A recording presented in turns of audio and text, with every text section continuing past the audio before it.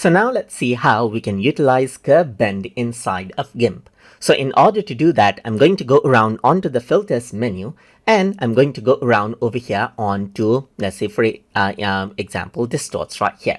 Then you can see that curve bend is an option. And once I go around and do that, now you can see a curve bend effect.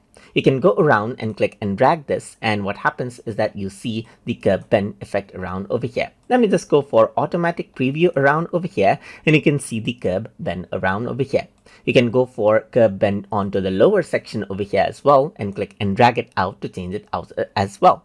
So once you do that, you can also go around and change around the rotation of the curve bend, as you can see. You can go around and work around with the smooth, as you can see right here, just like this, and then work around with free as well, just like this.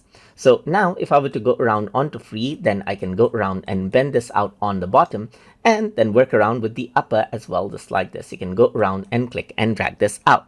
So now once you do that, you can enable or disable the smoothing over here and turn the anti-aliasing on or off as well, just like this. And once you do that, you can go around and press OK right here, and the curve bend will be applied just like this. So if I were to go around and move this out, then you can see that this is what you have right here.